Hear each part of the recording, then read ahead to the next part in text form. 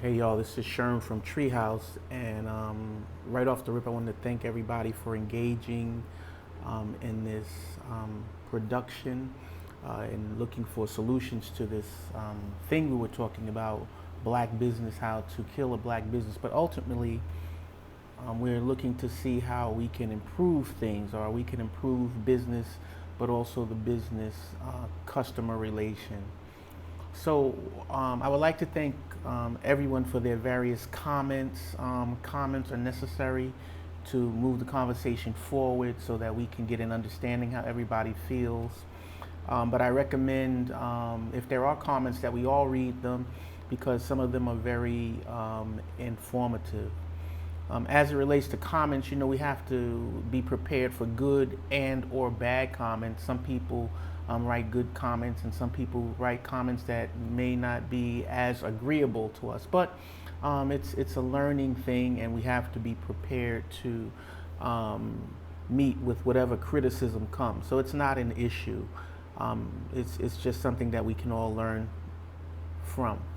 And we're going to try to address all comments, but in any event, thank you for the comments. They drive the conversation, and it's very important. What I would like to mention about this subject, this is our fourth episode, and it's almost as if the subject can never end. The subject is absolutely morphing into other areas, but all of us appreciate the willingness that we all have to share ideas and become part of the conversation, to become part of the solution, because as we know, iron sharpens iron. So for those who understand that concept, it makes us stronger when we share things, especially people of like mind. When it comes to business and when it comes to people in general, it's always good to understand that you never know who's who. So we see each other walking down the street, we say hello, what's good, kid, what's up, brother, but we don't know who's who. So sometimes we're in the presence of greatness, but sometimes brothers are low key and you don't know who's who, you don't know what they know. So it's always good to be humble, listen, and learn, and that's what happens. So even in this business conversation that we're having, there are some heavyweights. There's some people who've chimed in and have given some excellent advice, and advice that we all could use, that we're all looking for. One of the brothers, Ralph, owned multiple businesses, likes the idea of business, and has put together business packages, business deals, mergers, all of that. He really appreciates business, and he was actually willing to share some of his thoughts and advice with us on this particular topic.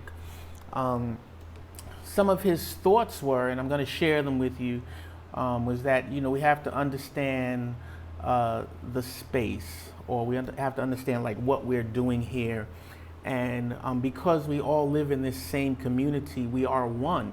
Especially the brothers who live here and the businesses that operate here, and as a group, we can make things better. And we're having this conversation because the owners and the customers are actually living in the same community, operating in the same community. So as a group, we can make things better.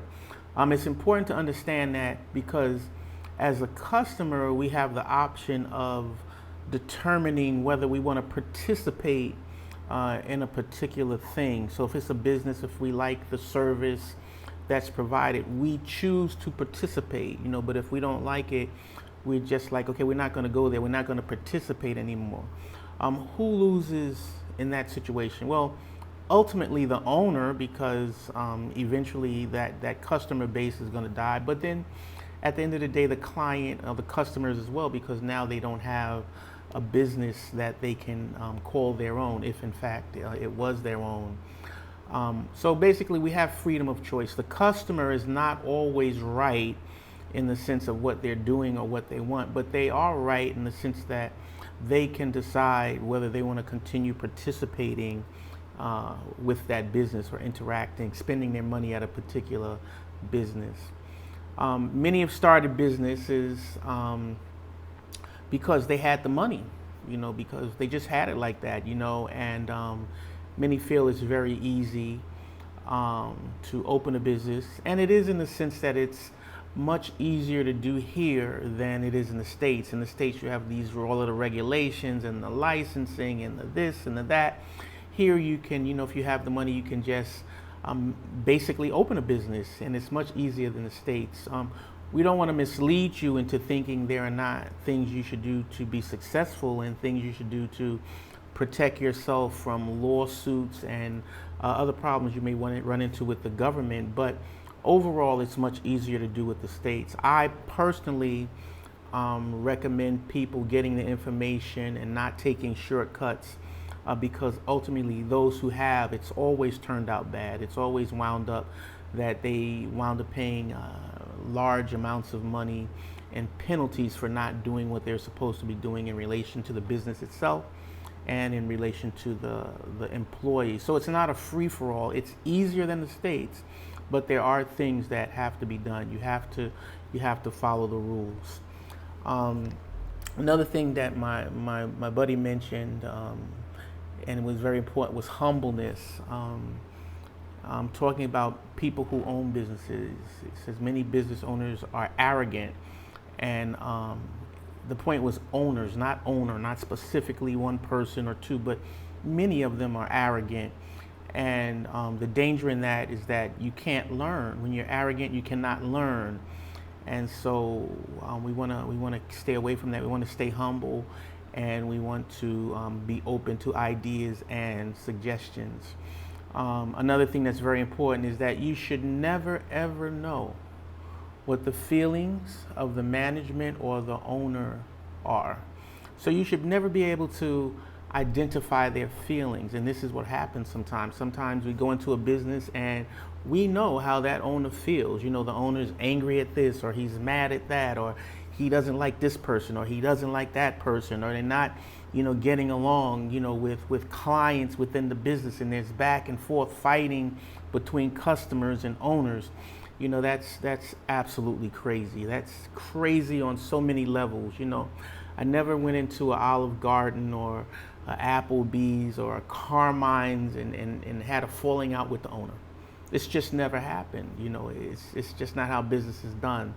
And one of the reasons is because many times you don't even know them. You don't even know who the management is. You don't know what it is. And if you have a complaint, it goes through channels and it's filtered out and it's rectified. So one of the courtesies that we have here, or one of the things that's nice about here, is like sometimes we actually do know the owner. Sometimes we can sit down and have a conversation and interact with the owner. But that does not signal that we should be disrespectful, and it should not signal for the owners that we are disrespectful to the clients. So one of the solutions to that is that sometimes it's best for an owner not to be the face of the business.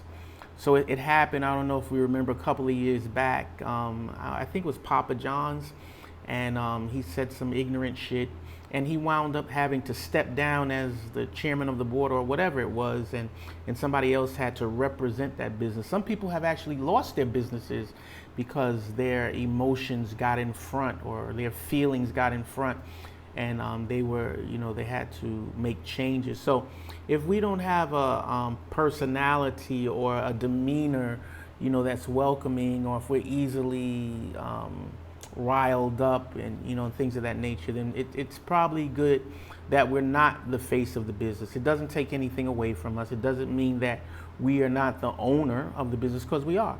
But sometimes it's okay to have someone else be the face of the business, meaning that they're going to represent that business to the customers.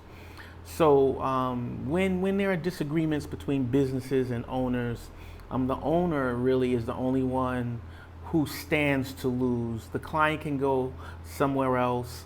They can be a customer at someone else's business. Another thing that came up in conversation and in the comments were, just real briefly wanted to touch on this, was Dominicans. We are in the Dominican Republic. And a lot of times you hear, oh, the Dominicans this and the Dominicans that and this and that or the other. But one of the things that is good to note is that the Dominicans actually run their own country. They're running their own country, and they're doing as best as they can, and they have things in place that are actually good for us because we can actually come here and open businesses, something that it wasn't as easy for us to do in the States. So basically, if we're living as guests in someone else's community, we have to play the game by their rules. We have to respect them. We have to understand their strengths, but also be aware of their failings. But never do we want to run into a situation where we are disrespectful of people when we're living, alongside them in their country. So, the Dominicans this and the Dominicans that, that's all bullshit. We have to have more respect for the people who we're dealing with. It's always good if we learn the language, if we can communicate with them better. Of course, you have good and bad people everywhere. Everyone is not a good business partner. You always have to be wary. But on a respect level, we need to respect the communities we're in, respect their cultures, and make sure that we're on our best behavior as we interact with them. So that's one thing that we can keep in mind. As far as people interacting with us, you're going to have haters. They say if you don't have haters, you're not doing a good job. So you're going to have haters. You're going to have people who are not happy about your success. But the good news, the great news, is that we have a lot of brothers, a lot of good brothers who are happy to see other brothers doing well, who are willing to chip in and encourage them and motivate them. That's why we're here right now. You have brothers who are interested in other brothers doing well, and they're willing to share their life experience and to share that advice with us so that we can be at our best, so we can do better business. If we're doing good business, we're going to be doing great business if we are humble enough to listen. Some, on the other hand, get off on the failure of others, slide remarks and, behind the scenes, stirring up shit. But it is what it is, but we can't focus on that. We're just going to be moving ahead and doing our best to be at our best. One of the persons I want to give a shout out to, and I feel like sometimes he doesn't get as much respect as he deserves on a personal note. Give a shout out to Big D, and many of us know him, Big D's Barbecue. We haven't seen him around for a while because he's not in the best of health. And so from what I understand from him, he's out in Puerto Plata and he's doing business remotely. So he's not super mobile, so he's doing more of catering. Like if you order something, he'll make it up and he'll have it, sent to you. So that's kind of where he's at now. But many people don't know, but Big D has been doing business here in Dominican Republic in Sosua since 2008. So that's a long time, and that has to be acknowledged, and we have to give him a shout out for that. And he had some good advice for us as business owners, as black business owners on a personal level. But let's just look at some of the things that he noted or that he felt, and I couldn't, not include his ideas in this series because they're very important. He said business owners should find your niche.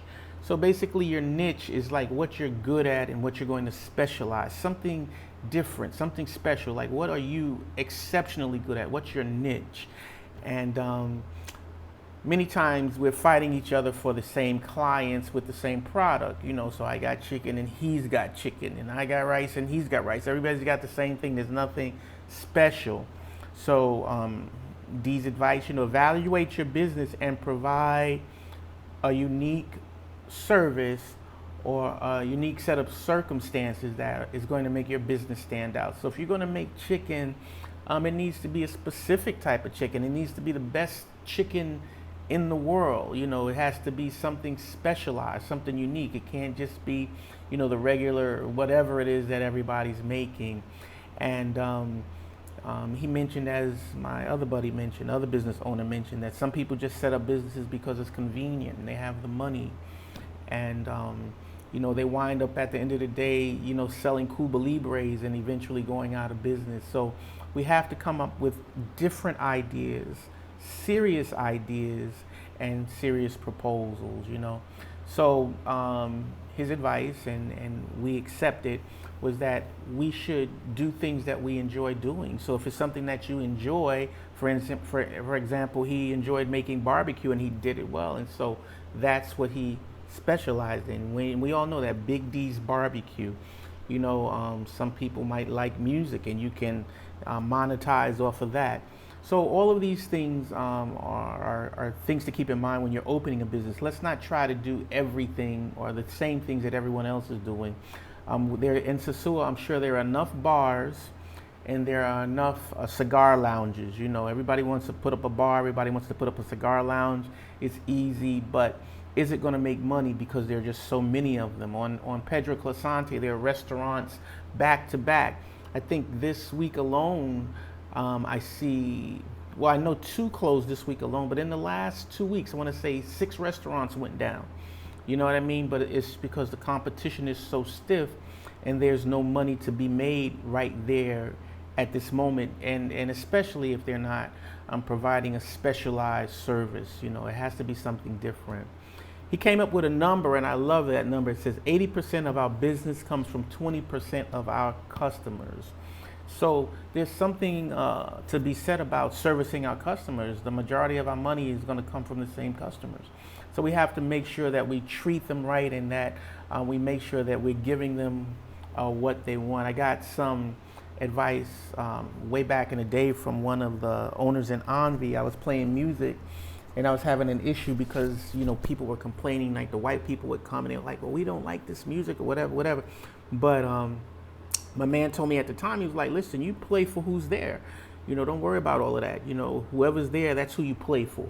You know, so if there's white people there and they support me, then I play for white people. If there are black people there and they support me and you know, then I play the music that they want to hear. You know, so you have to give the customer, give the people what they want. I think it was the OJs who wrote that song, you know.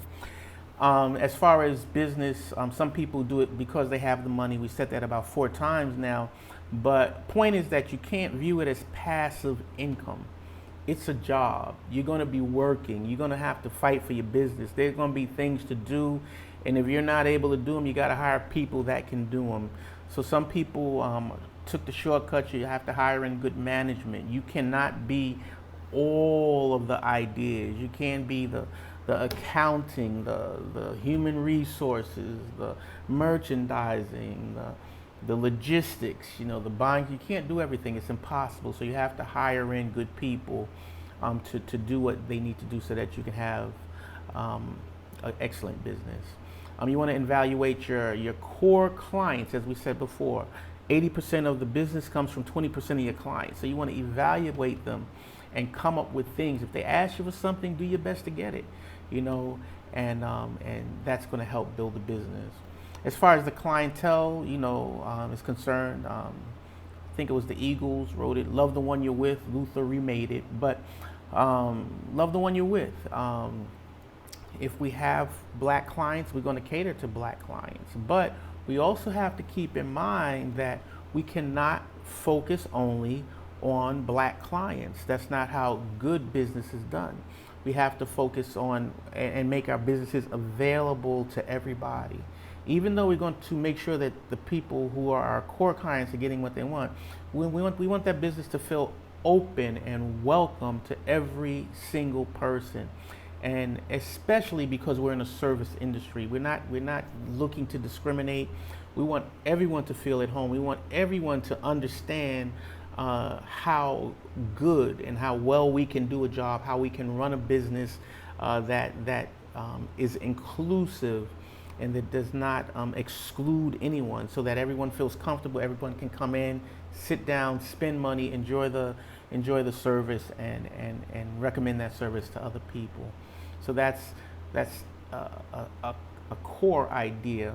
And we know, or we are going to know, that we are doing well when we see strangers in our business, when we see people that we don't know who are coming to our business, people who have been recommended. Oh, you're Mike. Oh man, I heard about you. It's good to meet you. I wanted to come and try here. You know, so you don't want to be a de facto business, but You want people to come in because they heard about you and they want to experience that, So that's kind of what we want. We want to make these locations go-to or must-go locations. When you're on the North Coast, you gotta go to Cheers Bar. When you're on the North Coast, you gotta go to Envy or Flip Flop or whatever business it is at the time. You gotta go to King's.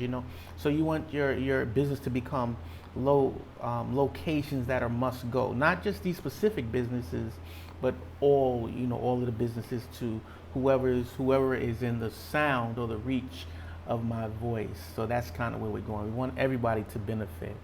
So there are so many things to go into. Another thing, just to touch on again, is the spirit of competition.